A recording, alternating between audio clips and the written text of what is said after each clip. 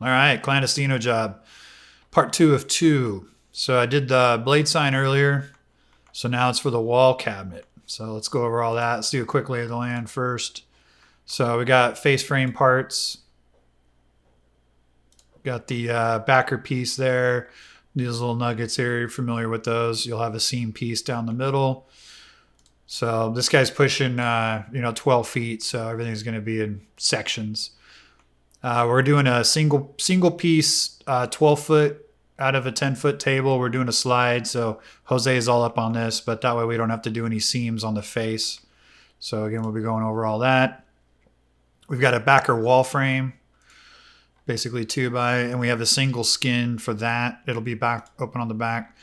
And then we've got our, pushy backers as we do, and 1/2-inch push throughs. So make sure all the, don't lose the little nugget guy there. All right, so paper pattern. So this is a work page for the face. Mostly that's just for route. It doesn't really have anything to do with fab. So here we go.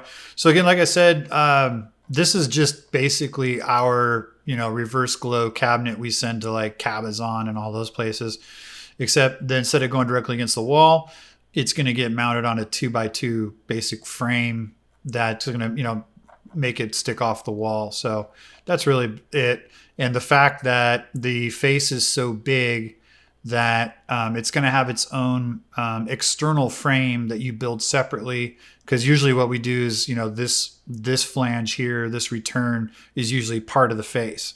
But because this face is so big, what you see in blue here is going to be its own frame that you construct separately, get it ready, get it all bent up and nice, and then you're just going to lords on the face separately.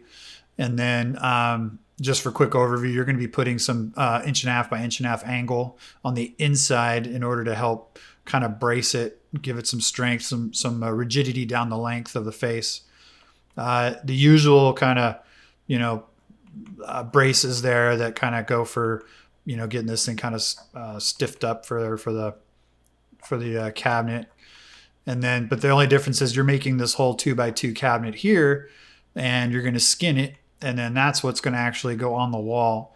So what I have like shown here is the backer cabinet with the LEDs in it is all the way in here. It's like 6 inches in. And then this is all going to be the secondary, wall frame here. That's all going to be 090 face. You can see there. And then it'll be open to the back. So we're going to do the C-channel struts. So we'll have those flat square pieces, the rectangle pieces that go there. And this is flush with the face. You're going to get the gun in there, and you're just going to be able to tack here and kind of weld this to the back frame. You'll see it's notched there for the back frame. Make sure that you get that, welded up nice, because that's going to be, you're just going to have the 2-inch perimeter, and then you're going to have these struts here. And like I say, this is going to be all open. So I just want to make sure this is nice and strong. And then these will be 4 inches wide. And then that gives you, so once you have this frame built, you have a seam. Make sure the S goes where the seam goes. That's for the face. So you'll have a lord seam for the frames here. Because like I say, this whole thing is 48 by 12. So it's a big boy. So lords that together. You have top, you have face, you have a right and a left, just to kind of keep things, directional. And then you'll have a seam. So make sure that S is the second one over. And then that's the seam that sets you up for a seam for the face here. So what you're going to do is, like I said, get all this frame built, the 2x frame, and then you're just going to lords on this face, and just to have some, some lightness there. You'll have these openings there, so you'll see that's all that. So once you get that, that's it. And then from there, it's basically what we do already. You got the backer. This looks very familiar. You'll put these guys there, whether you lords them or tack them, whatever you do. You'll have a lords seam piece there. Put that together. You got your 45s there. And then and get all that ready. And then once this is built, then this is just typical. I would lords and also shoot screws into, I have 0.22s ready here, but you can also utilize the Cleco connections. These match this frame here. So you can see all the Cleco connections here. You'll see where the 0.22s match up with these here. So I would maybe just do some lords around and then go ahead and squish this cabinet on there and then back it up with number 10 self taps all the way around and maybe shoot some. You have these are Clecos here, but you can go ahead and shoot self tap through that. And same thing there. You can shoot self tap through that. But then I also have the 0.22s around the perimeter, so you can sort of nail down the perimeter of the cabinet. But you're going to go ahead and permanently mount this cabinet to this backer cabinet. So, and then at that point, we're sort of where we are. Usually you'll build the face, and then that will just slide on like we do. Something for install, keep in mind, these are the 12-inch bad boys from McMaster. This is 6 inches back. So in order to get these screws in there, you're going to need the long boys. So make sure, I'm sure you guys have them, but if not, bring them in, or I know we've bought them for different things. For fabrication might have some, whatever, but I know you guys do what you do. So, but like I say, it's essentially just our cabezon cabinets or whatever, but it's just permanently mounted to this cabinet. But because the face is so big and we're doing it in one slide, then like I say, this isn't the face isn't going to be part of it. So you're going to go ahead and make this frame externally kind of on its own. So this long piece will be the inside. You'll have the flat piece underneath, and then you'll have the return, which is there. So you'll have the return, the long piece, and then the flat.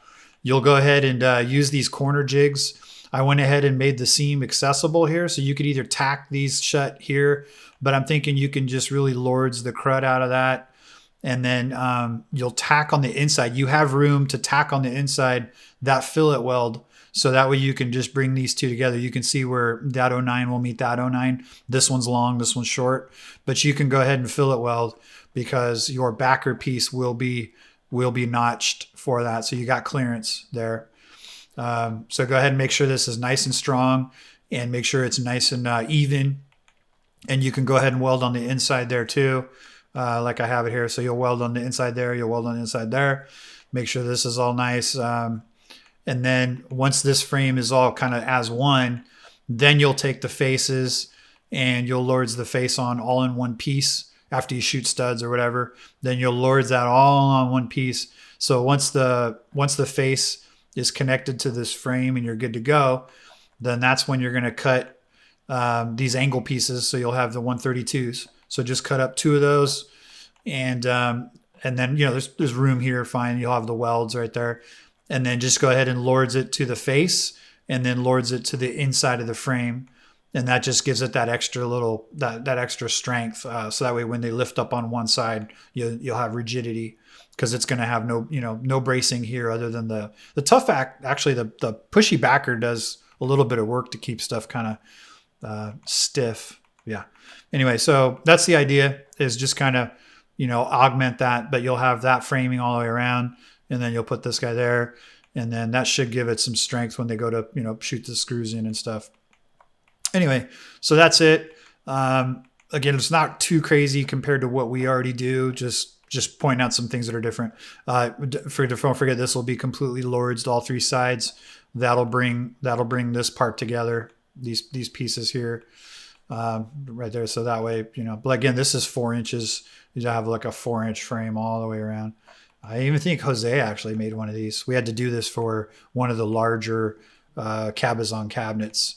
Kind of the same thing. So anyway, I think that should be it though. Yeah, you can see where I kind of have screws you'll just augment screws and lords to help put that backer onto the backer there. So you'll have your jigs. There's your jigs over there. Pushies, push throughs. Yep, I think that's it. So like I say, nothing too crazy, just adding that backer cabinet.